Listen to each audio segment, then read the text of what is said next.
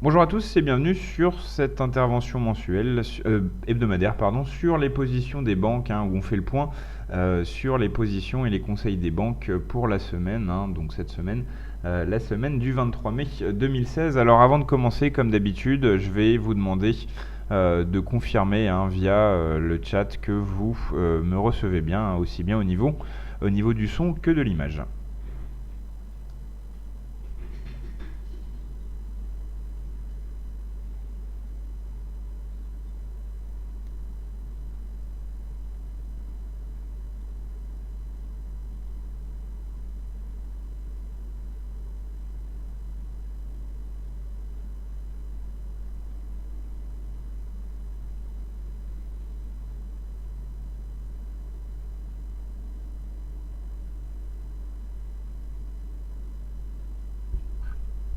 Alors je rappelle qu'avant de commencer, j'attends vos confirmations que le son et l'image sont OK via le chat.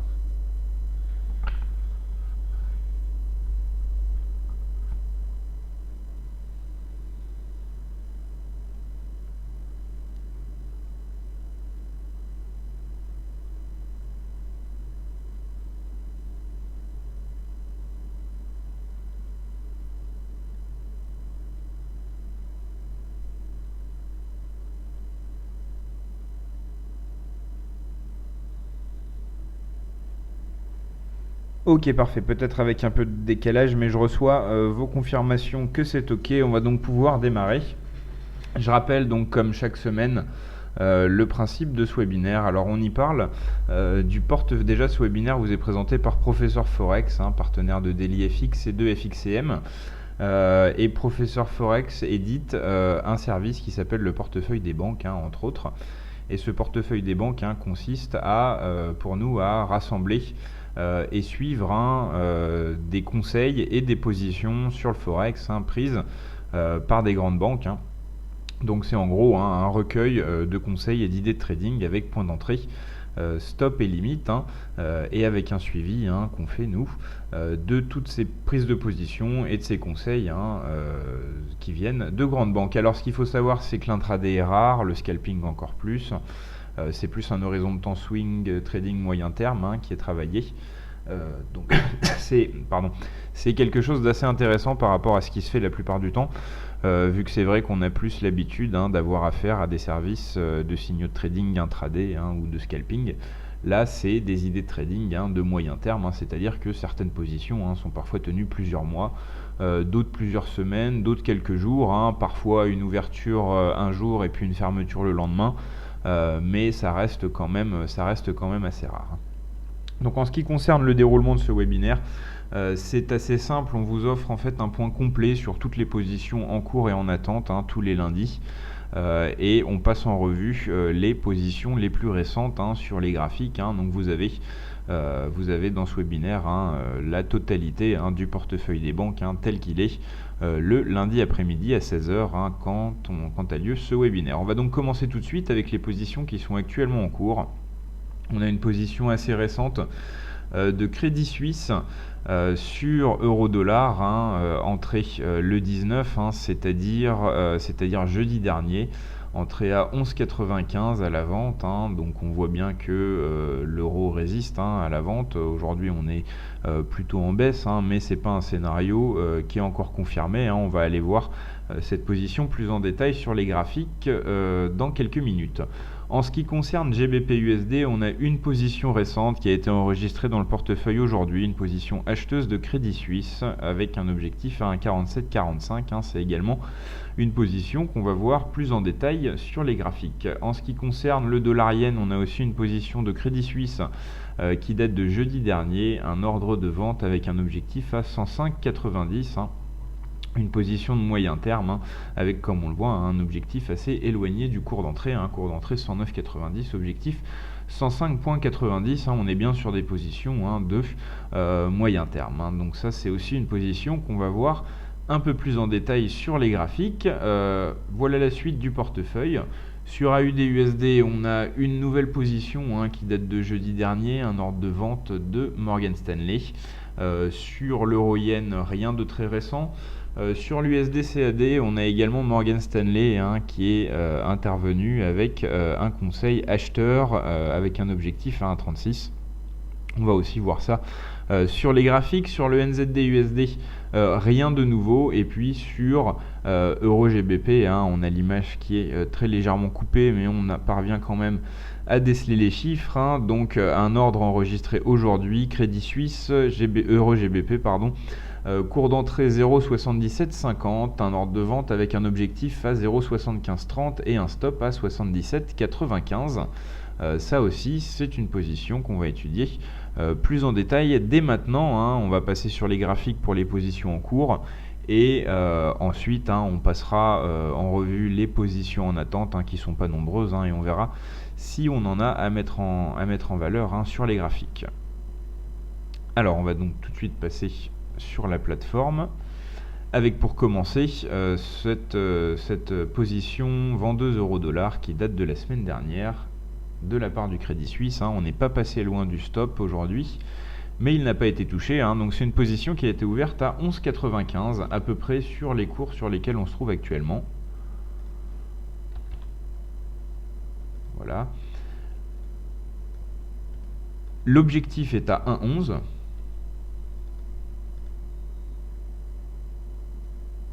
Là, une position d'assez court terme, un gain inférieur à 100 pips, c'est plus couramment des gains supérieurs à 100 pips qui sont visés avec ces portefeuilles, mais on a avec ces positions du portefeuille des banques. Mais là, on voit un exemple de position à assez court terme avec un gain inférieur à 100 pips. Voilà, cours d'entrée 95 et non 90. Voilà. Et le stop 1,1256.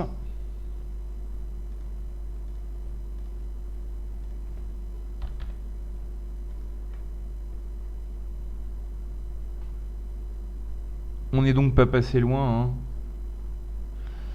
On voit que on a des sommets récents à 1,1241, 42 sur l'euro-dollar, à peine plus de 10 pips du stop.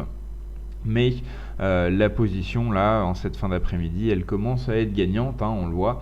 On est en train de passer sous le cours d'entrée après avoir eu un peu peur quelques jours. Là, rien ne garantit qu'on va se diriger vers le seuil des 1,11 dès aujourd'hui, c'est l'objectif. Il y a quand même des obstacles, notamment les derniers plus bas de la semaine dernière sur les 1,1180, mais pour l'instant c'est une position qui passe gagnante au moment où on fait ce webinaire. Donc voilà, je rappelle une position vendeuse de Crédit Suisse ouverte jeudi dernier à 1,1195. Ça s'est mal passé au départ vu que le stop a été presque touché, en sommet à 1,1242 et le stop est à 1,1256, mais là en cette fin d'après-midi on repasse sous les 1,12 sur l'euro-dollar et on est donc de nouveau positif sur cette position. On avait également une position GBP-USD, également de Crédit Suisse à passer en revue. Une position qui a été enregistrée aujourd'hui, une position acheteuse avec un cours d'entrée à 1,4480.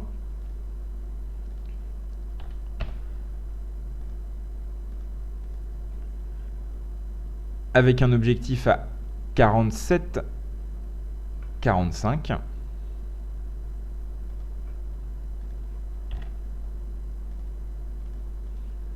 Et avec un stop à 44,03.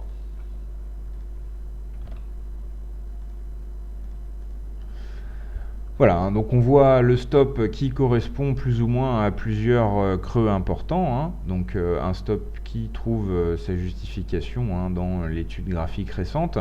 L'objectif, c'est sans doute également un objectif qui est lié à ce plus haut du début du mois de mai. Donc là aussi un objectif qui se justifie de façon graphique. Là on est donc à peine positif, on est à peu près à l'équilibre sur cette position qui a de toute façon été enregistrée aujourd'hui. Il va y avoir pas mal d'obstacles comme on le voit avant qu'on touche l'objectif. On voit déjà qu'il y a le seuil très psychologique des 1,45. Ensuite, on voit les 1,4550 qui ont bloqué une précédente tentative de rebond. Sur les 1,46, on voit qu'il potentiellement pourrait se passer quelque chose aussi. 1,4650, ça correspond au sommet du 19 mai. Donc on a quand même pas mal de potentielles étapes avant de rejoindre cet objectif, qui est toutefois qualifié de court terme par la banque. Donc c'est quand même une position qui est annoncée comme une position de court terme par la banque. Donc voilà pour ce conseil GBP-USD, conseil acheteur de la part du Crédit Suisse. On poursuit avec le dollar-yen. Le dollar-yen, toujours avec le Crédit Suisse. Une position vendeuse qui date de jeudi dernier avec un cours d'entrée à 109,90. Donc une position, comme on le voit, qui se passe plutôt bien, vu que là on est assez nettement sous le cours des 109,90, on est à 50 pips, c'est une position qui est en gain latent de 50 pips pour l'instant. Objectif 105,90, une baisse conséquente quand même qui est visée. Voilà, 105,90 et un stop qui est à 110,70.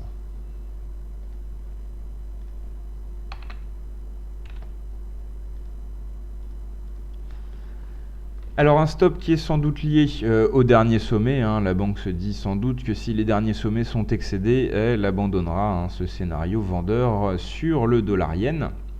Une position qui est donc toutefois maintenant en gain. On est sur les 109,40. Je rappelle qu'elle a été ouverte, cette position vendeuse, à 109,90. Mais il y a encore pas mal de chemin à faire avant les 105,90. L'objectif de cette position qui correspond plus ou moins, pareil, que précédemment. Il y a eu pas mal de mouvements importants sur plusieurs paires à cette période du 3 mai au début du mois de mai. Donc là, comme sur GBP-USD précédemment, on avait eu un sommet important le 3 mai. Là, on a un creux important le 3 mai sur le dollar-yen, et c'est aussi sans doute ce creux qui est lié au choix de l'objectif de la banque pour les 110,70. On voit également qu'en plus d'être proche du dernier pic, c'est aussi un seuil qui a été important à la fin du mois d'avril, qui a été alternativement résistance puis support. Donc là aussi, des seuils qui se justifient assez facilement d'un point de vue graphique. Voilà pour ce conseil vendeur dollar-yen de la part du Crédit Suisse, qui se déroule bien avec pour l'instant un gain latent de 50 pips. On poursuit avec une position AUD-USD enregistrée vendredi dernier de la part de Morgan Stanley. Cette fois, une ouverture de position vendeuse à 72,27.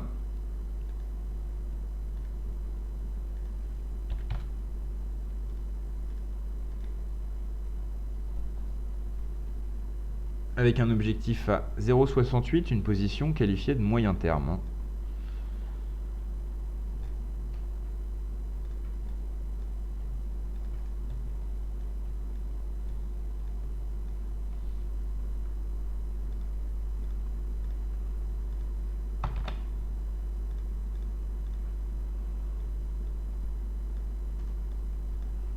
On va peut-être passer plutôt en données 4 heures.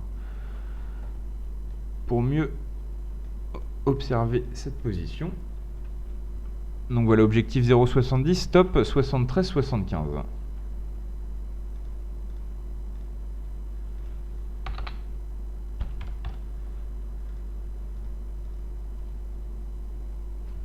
Voilà, donc une position qui est en léger gain, on est entré sur les 72,27, actuellement on est sur les 72,12.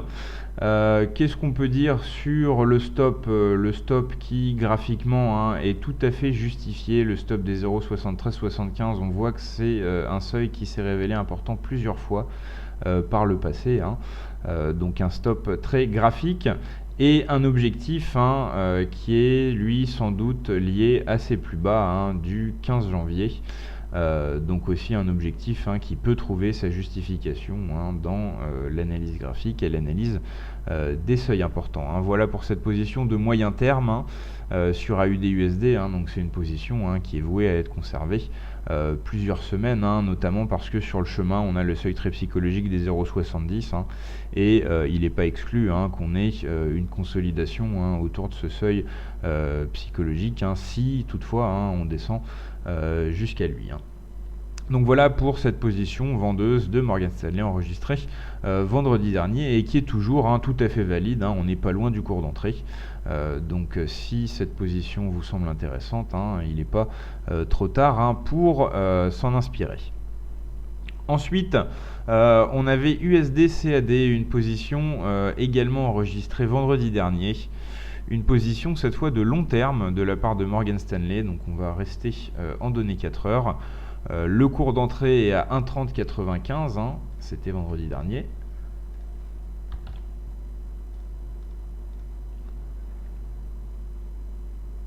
L'objectif à 1,36.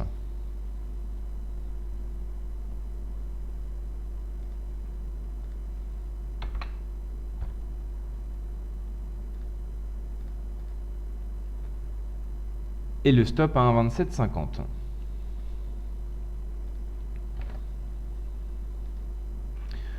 Donc un stop quand même assez large, un objectif sur les 1,36, c'est un seuil qu'on n'a plus vu depuis le fin du mois de février 2016, donc quand même une remontée assez ambitieuse, anticipée par Morgan Stanley. On peut faire un retracement de Fibonacci pour voir si on n'a pas des objectifs de la banque qui se basent sur le retracement de cette longue phase baissière, et on voit que effectivement le seuil des 1,36 il correspond à peu près au retracement de 50% de cette phase baissière qui a duré du mois de janvier jusqu'au début du mois de mai d'ailleurs.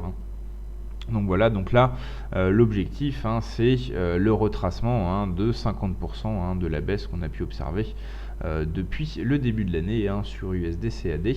Là un objectif qui s'explique donc par les retracements de Fibonacci et par le seuil le seuil psychologique également. En ce qui concerne les 1,2750, la justification graphique est moins claire, mais on voit effectivement que c'est un seuil qui s'est révélé plus ou moins important dans le passé. Donc voilà pour ce conseil qualifié de long terme par Morgan Stanley, conseil d'achat USD-CAD qui se déroule pour l'instant bien, vu que là il y a une cinquantaine, un peu moins de 50 pips de gain latents sur la position. On passe ensuite à EuroGBP pour terminer sur les positions en cours. EuroGBP, une position de court terme de la part de Crédit Suisse, une position enregistrée aujourd'hui, un ordre de vente à 77,75.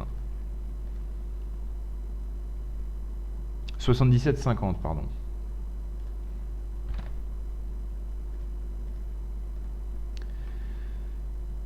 Objectif 75,30.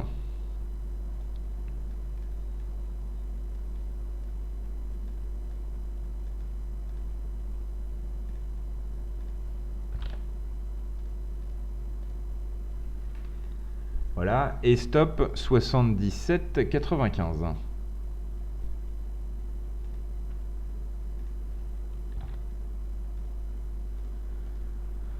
Donc là un stop serré, un stop qu'on peut qualifier de serré compte tenu de la largeur de l'objectif, compte tenu de la largeur relative du stop par rapport à l'objectif, donc un stop là qu'on peut considérer comme assez serré. Qu'est-ce qu'on peut dire d'autre sur cette position? Le stop à 77,95, qui est sans doute un peu lié au seuil psychologique des 0,78, et on voit aussi que même si c'est pas très précis, c'est un seuil qui a plusieurs fois joué un rôle plus ou moins important. En ce qui concerne l'objectif des 75,30, on voit que là c'est plus précis, ça a été un support important pendant 2 semaines sur le début de l'année, à peu près de mi-janvier jusqu'à début février, ça a été le support important à surveiller, les 75,30 sur lequel on a finalement pris appui. Donc là un objectif qui est très graphique, et donc qui est à 200 pips pile des cours actuels. C'est une position qui est actuellement en gain, mais il y a encore pas mal de chemin et pas mal de potentiels obstacles avant l'objectif. Alors, l'euro-yen, on me parle de l'euro-yen. L'euro-yen, on me dit, est-ce que l'euro-yen est à acheter à 1,2240? Alors, 1,2240, je ne saurais pas. Je vais vous dire ce qu'on a actuellement dans le portefeuille pour l'euro-yen. D'ailleurs, on a fini de passer en revue les positions, donc on va pouvoir revenir sur ces diapositives. Donc, pas les ordres limites. Voilà, sur l'euro-yen, la position la plus récente qu'on a enregistrée dans le portefeuille, c'est un ordre de vente de Crédit Suisse, un ordre de vente à 123,75 avec un objectif à 121,60. Donc je vais repasser sur les graphiques.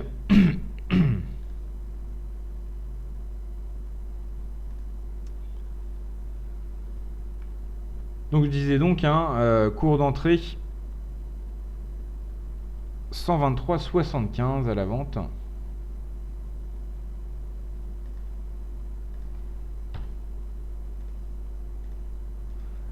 C'est une position de Crédit Suisse qui a été enregistrée le 16 mai, avec un objectif à 121,60.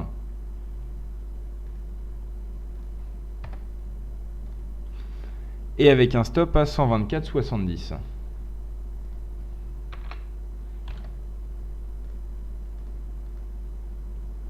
Voilà, donc une personne me parlait de l'euro-yen. Voilà la position qu'on a actuellement en cours dans le portefeuille sur l'euro-yen. J'en ai pas parlé en détail parce qu'elle est déjà trop proche de son objectif.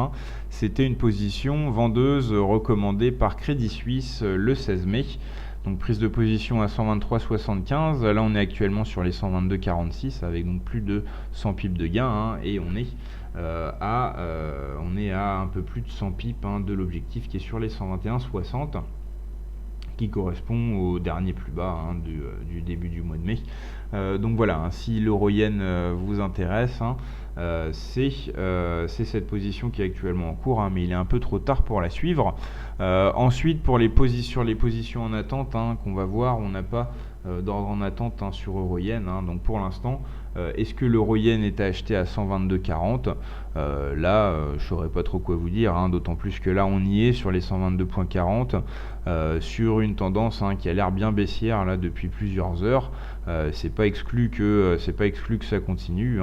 Donc non, là, je vois pas spécialement de gros signal d'achat sur les 122,40. C'est pas exclu que ça remonte, mais je vois peu d'arguments qui justifieraient directement une prise de position acheteuse là maintenant sur les 122,40. En tout cas, pour en revenir au sujet de ce webinaire, les positions des banques, là on n'a aucun conseil qui va dans ce sens. Donc je poursuis avec les ordres limites en attente, comme je vous l'ai dit, on n'en a pas beaucoup. L'ordre limite euro-dollar, c'est un vieil ordre déjà de Merrill Lynch qui date du 27 avril. Encore plus pour l'ordre de Goldman Sachs sur Euro-GBP, un ordre qui sera sans doute annulé prochainement.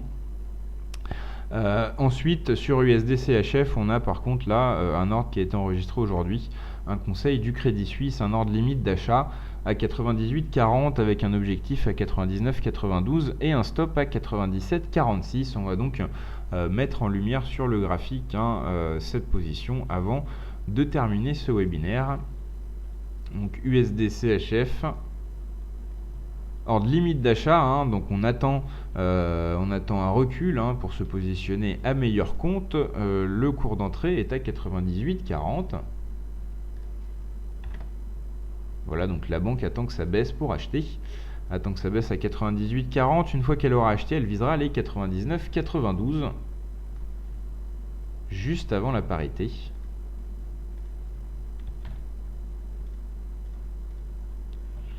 Et le stop sera positionné à 97,46.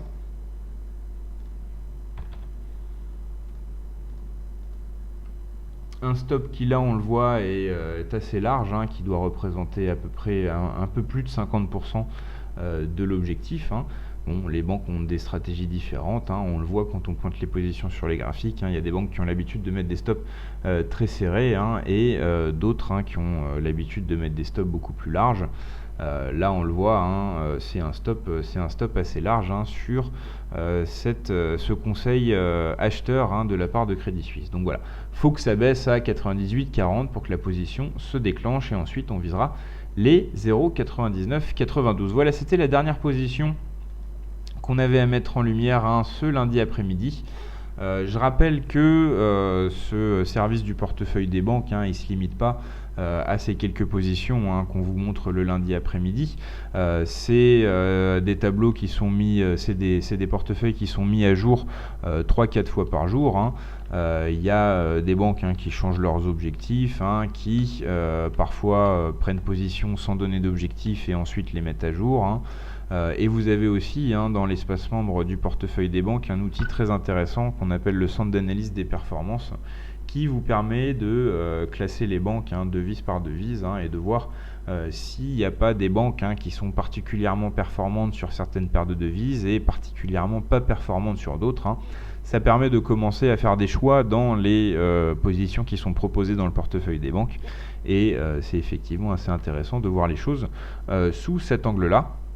Je rappelle aussi que vous pouvez avoir accès à une offre d'essai gratuite, hein, sans carte bleue, sans rien du tout, pendant 7 jours, hein, pour tester ce portefeuille des banques depuis notre site professeurforex.com, et que donc on se retrouve, hein, tous les lundis après-midi à 16h sur la salle de trading live de DailyFX, hein, pour faire un point sur le portefeuille des banques, et vous retrouvez également le lundi en fin de matinée à la mi-journée un point, hein, qui est sous forme d'article sur le site DailyFX, hein. Et enfin, vous retrouvez aussi, hein, les enregistrements de ces webinaires peu après la fin du webinaire sur la chaîne YouTube de DailyFX. On a maintenant donc terminé cette intervention. Je vais vous souhaiter à tous une très bonne fin d'après-midi, une très bonne semaine de trading, et je vous donne donc rendez-vous lundi prochain à 16h. Au revoir.